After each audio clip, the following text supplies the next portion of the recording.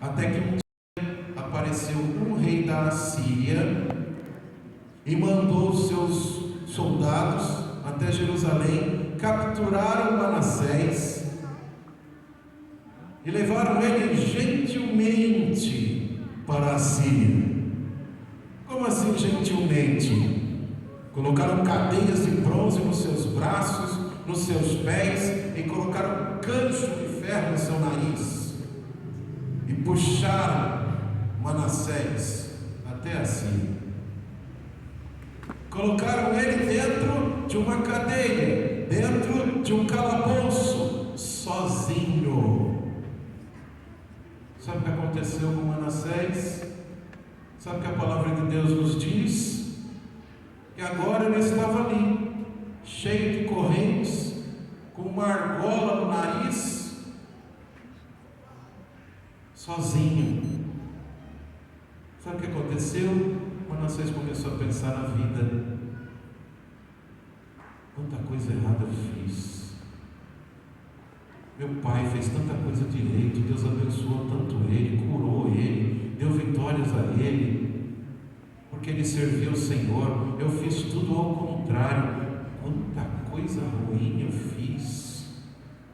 Sabe o que aconteceu? Ele se humilhou ali naquela cadeia, naquela prisão, naquela masmorra. Ele se humilhou diante do Senhor, chorou, clamou, pediu perdão, pediu socorro, pediu para que o Senhor tivesse misericórdia dele. E sabe o que aconteceu? A palavra nos diz que o Senhor atendeu a oração de Manassés. Deus olhou para o coração de Manassés e disse: agora ele se converteu. Agora que ele está sozinho, agora que está na corrente, que bom, agora ele se converteu. Sabe o que acontece? O rei da Síria liberta ele, dá honrarias a ele volta para Jerusalém, e agora tudo aquilo que ele tinha feito de errado, agora ele começa a fazer tudo certo, para adorar o Senhor. Quando o homem está sozinho com Deus, muita coisa pode mudar e muita coisa pode acontecer. Aleluia! Glória a Deus! Quero apenas deixar mais 2 exemplos e nós vamos encerrar. Um exemplo missionário. Os 2 jovens que estão aqui para a igreja. Em 1717, nos Estados Unidos, se não me engano, estado de Missouri, nasceu um garoto chamado David Brainerd. E David Brainerd era neto de um pastor. E logo cedo ele começou a aprender as coisas do Senhor. Quando cresceu, ingressou numa faculdade conhecida lá nos Estados Unidos, faculdade de Yale, para fazer ali 4, 5 anos de seminário de teologia para ser pastor. Era um ótimo aluno, tirava notas boas, tinha uma saúde precária, mas era um ótimo aluno e buscava o Senhor em oração junto com o seu grupo. Mas um dia ele fez um comentário a respeito de um dos seus professores, e o comentário dele foi: esse professor tem tanta graça quanto uma cadeira. E o pior de tudo é que essa frase dele caiu na diretoria da escola. Ele foi expulso. Ele foi expulso, nunca mais pôde voltar para lá. Mas uma coisa aconteceu com ele. Ele pensou consigo mesmo: já que eu fui expulso de lá, eu vou buscar o Senhor. Ele começou a orar e buscar o Senhor. Começou a servir ao Senhor. Começou a se inteirar das coisas do Senhor, e ele tribos indígenas dos Estados Unidos. E Deus colocou no seu coração um desejo tão grande de ir até as tribos indígenas e pregar o Evangelho para eles. Só que as tribos indígenas estavam longe de onde ele morava. Mas ele tinha um cavalo. E o que aconteceu com ele? Ele começou a ir até onde estavam os índios e pregar para eles. Mas, amados, o mais incrível de tudo é que ele passava várias horas do dia orando ao Senhor. Só ele e o Senhor, pedindo ao Senhor o quê? Senhor, me dê a unção do Teu Espírito Santo para eu pregar o Teu Santo Evangelho aos índios. Eu preciso ir até eles. Eles estão distantes, mas eu preciso ir até eles, Senhor, e preciso pregar a Tua palavra a eles. E, amados, ele ia distâncias longas, debaixo de sol, de chuva, atravessando rios, passando fome, passando sede, mas ele chegava lá onde estava a tribo dos índios, e ele começava a orar, e os índios se aproximavam. Os índios se aproximavam para ver quem era ele. Ele ouvia os índios falando no dialeto deles. E quando ele se levantava e pegava a palavra, o incrível é isso, ele não sabia o idioma deles, ele não sabia o dialeto dos índios, mas ele começava a pregar a palavra de Deus em inglês para eles. E os índios começavam a chorar, os índios começavam a se arrepender, os índios entendiam a palavra que ele pregava, a mensagem que ele pregava, e quando ele terminava de pregar, muitos estavam de joelhos chorando, se arrependendo, recebendo o Senhor Jesus como Salvador. Mas como se não entendiam o que ele falava? O Espírito Santo de Deus é o maior intérprete que nós podemos ter para pregar o Evangelho. Aleluia! E assim ele foi e alcançou tribos de índios em New Jersey, em Nova York e em tantos outros lugares. Com essa operação maravilhosa do Senhor na sua vida, mas porque ele tinha o momento e o lugar de ficar a sós com Deus. Meus queridos jovens que vão lá para a tribo Zoró, separem um tempo para falar e orar com o Senhor. Vocês vão ver como o Senhor Jesus vai abençoá-los e usá-los naquele lugar. Como a mão de Deus vai agir, o Espírito de Deus vai agir, e vocês verão a mão dele agindo. Mas separa tempo para orar a Ele, separa tempo para falar com Ele. Aleluia! Esvaziar-se.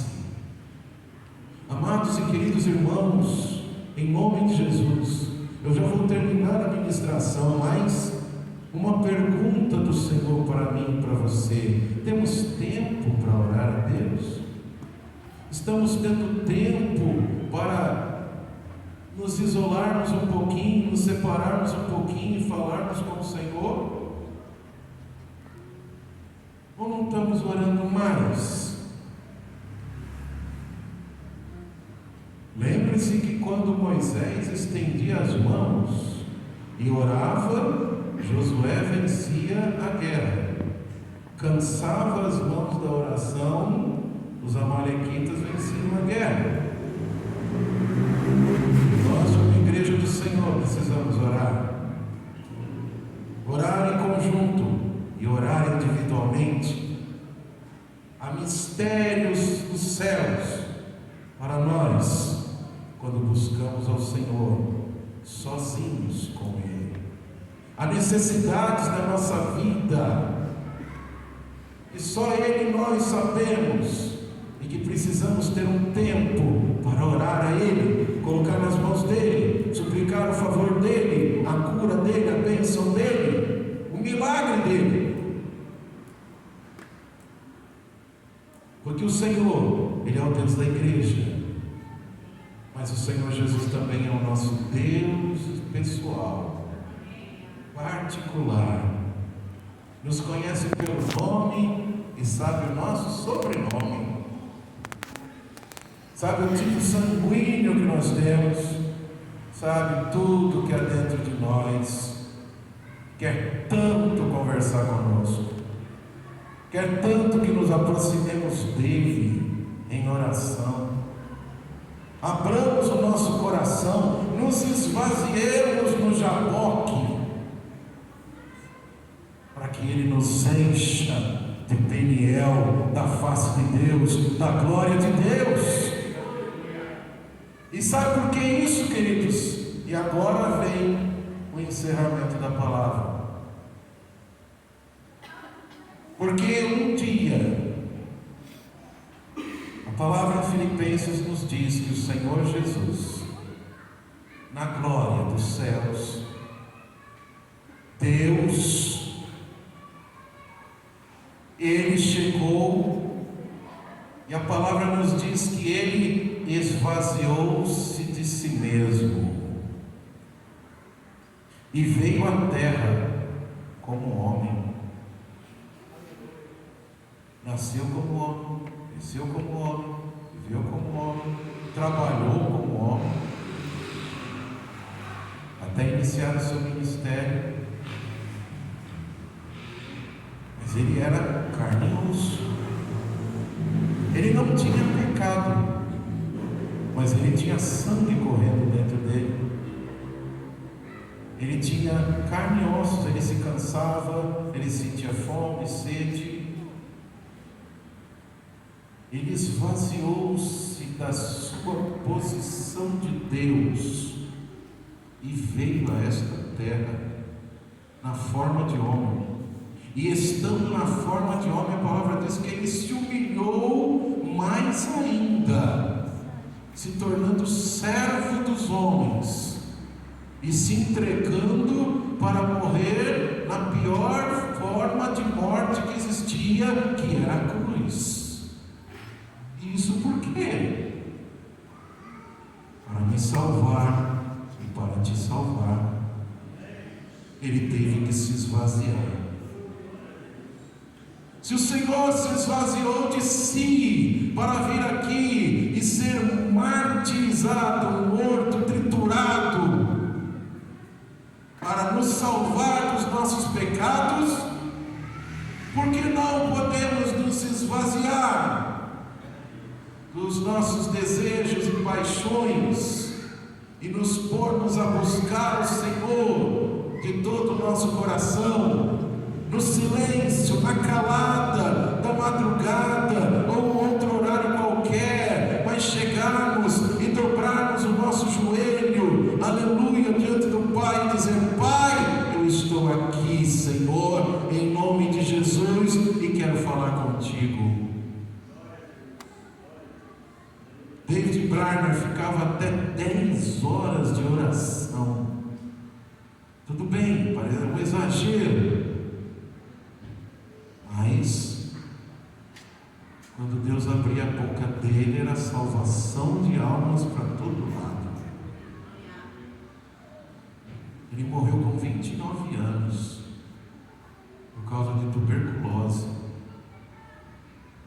mas ele gastou a sua vida a favor do reino do céu, para alcançar aquelas almas inalcançáveis, os indígenas americanos. Não precisamos chegar ao extremo, mas Deus quer que nós estejamos mais perto dele. Quanto mais nos aproximamos do Senhor, Ele se aproxima de nós. A palavra de Deus nos diz assim: achegai-vos a Deus, e Ele se achegará a vós. Jesus, em pleno século XXI, em plena tecnologia, inteligência artificial, homem indo para o espaço e voltando do espaço, indo para Marte, um monte de coisa, o ateísmo rolando solto aí para fora, Deus chama nós, seus filhos, para estarmos juntos com Ele. Mais do que nunca, juntos com Ele. Para recebermos das mãos dele coisas maravilhosas. A palavra de Deus nos diz, queridos, que Jesus se esvaziou, veio, passou pelo castigo e a tortura toda que ele passou para levar sobre si os nossos pecados e as nossas dores e nos abrir um novo e vivo caminho de salvação para a nossa alma. Mas a palavra lá em Isaías 53 também diz que ele olhará. Depois dele ressurreto, ele olharia e veria a recompensa do seu trabalho, a recompensa do seu sacrifício, milhões e milhões de almas salvas e redimidas e transformadas pelo nome e pelo sangue de Jesus. E eu sou uma delas e você também. Mas nós precisamos ficar sozinhos com Deus. Feche seus olhos, vamos orar. Pai querido,